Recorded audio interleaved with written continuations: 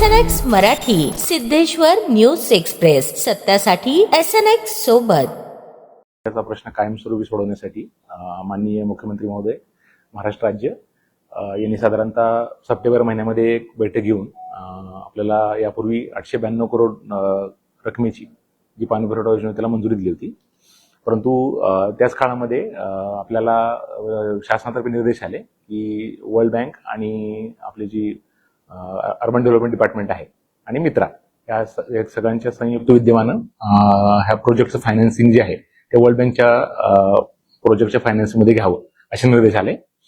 आम्ही सुरुवातीला जो डीपीआर बनवला होता तो साधारणतः 1600 कोटीच्या आसपास बनलेला होता. परंतु इनिशियल आम्ही जेव्हा ही योजना प्लॅन केली सोलापूर शहरामध्ये त्यावेळेस ती योजना साधारणतः नगरोत्थान योजनेमध्ये प्लॅन केली होती आणि त्याच्यामध्ये आम्हाला साधारणतः 25 ते 30% शेअर आपला असतो राज्य शासनाच्या योजनेमधून. त्यामुळं आमची जी आर्थिक क्षमता आहे त्याच्या अनुषंगानं आपला शेअर वाढेल या अनुषंगाने आम्ही तो मग जो आमचा डीपीआर होता तो आणि जी स्कीम होती ती रिस्ट्रिक्ट करून 892 मध्ये आपण बसवली. पण ओरिजिनली आपल्याला ती योजना जी होती त्यातल्या पण काही मग ESR आणि ज्या ठिकाणी आता सध्या पॉप्युलेशन कमी आहे असे भाग आम्ही त्यात वगळले होते. त्याच्यामध्ये एकमेव उद्देश हा होता की आपल्याला ते आर्थिक ताण पडू नये आणि आपल्याला जे सध्या साधारणतः 4-5 दिवसांनी किंवा 6 दिवसांची पाणी होते ते लवकरात लवकर आपल्याला पूर्ववत करून नागरिकांना दररोज पाणी आणि 24/7 पाणी देण्याचा प्रयत्न पूर्ण करता येईल, शासनाचा मानस पूर्ण करता येईल. परंतु वर्ल्ड बँकेकडे जेव्हा आम्ही पुन्हा आमचा जो ओरिजिनल 892चा जो डीपीआर आणि जो TS होता त्याला TS पण मिळालेलं होतं MJP कडून, ते आम्ही वर्ल्ड बँकला सादर केला.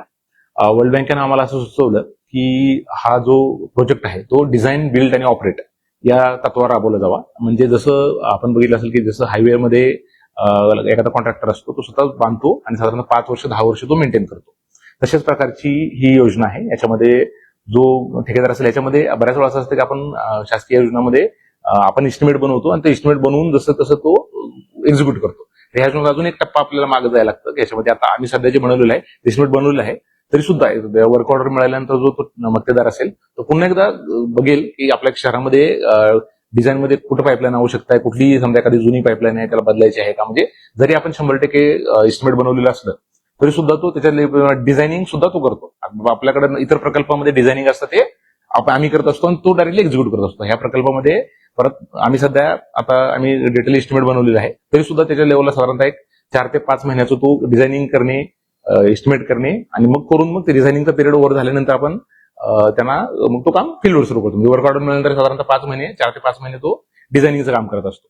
ह्या प्रोजेक्टमध्ये वर्ल्ड बँकेनं आम्हाला असं सुचवलं की DBO म्हणून आपल्याला जरी प्रणाली राबवायची असेल संपूर्ण शहराचं क्षेत्र आपल्याला कव्हर करावं लागेल आणि त्यानंतर मग त्यांनी जे उर्वरित जे क्षेत्र होतं आणि उर्वरित जे आम्ही काम म्हणजे निधी आमच्याकडे कमी म्हणजे ताण जास्त वेळ येईल SMSA वर, त्यामुळे जे वगळलं होतं मी सुरुवातीला ते सुद्धा पूर्ण आम्हाला ऍड करायला सांगितलं. त्याचबरोबर आपल्याला साधारणतः 50 कोटी रकमेचं आमचं जे मेंटेनन्सची कॉस्ट इलेक्ट्रिसिटीची ती कमी होण्यासाठी साधारणतः आमच्याकडं 50 कोटी रकमेचे आम्ही जे सोलार प्लांट आहे ते सुद्धा प्रस्तावित करायला सांगितलं, ज्यामुळे आमचं लॉंग टर्म मध्ये आमचं मेंटेनन्स आणि इलेक्ट्रिसिटी कॉस्ट कमी होईल.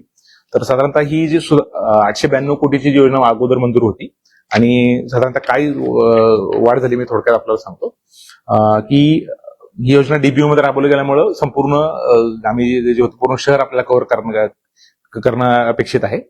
आणि याच्यामध्ये साधारण सौर ऊर्जा प्रकल्प 50 कोटी, त्याचबरोबर IDC म्हणून आहे आम्हाला वर्ल्ड बँकेनं गायडन्स दिलेलं आहे ते 79 करोड. त्याचबरोबर वाढलेला GST जो आहे जवळजवळ तो 46 कोटीचा आहे.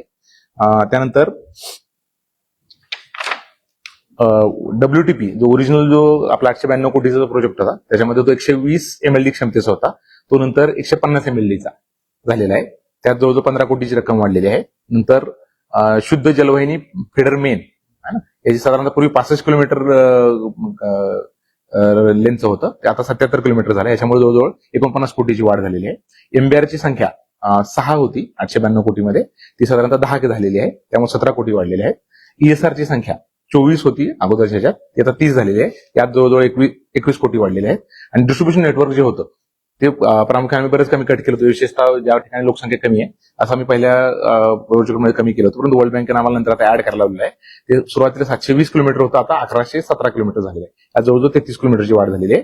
आणि सगळ्यात महत्वाचं, ही योजना आपल्याला डीबीओ करताना तो जो ऑपरेटर आहे त्याला पाण्याचं जे लॉसेस आहे ते कमी करण्याचं एक महत्वाचा इंडिकेटर याच्याकडे असणार आहे. त्यासाठी आम्ही सुरुवातीच्या प्रोजेक्टमध्ये फक्त आम्ही 40,000 ऑटोमॅटिक मीटर्स पकडले होते. आता त्यांनी 100% जे जेवढे नळ घरगुती किंवा जे इंडस्ट्रीयल असतील, सर्व जे नळ घेणारे लोक आहेत ते सगळ्यांना 100% त्यात मीटरिंग करणं अपेक्षित आहे.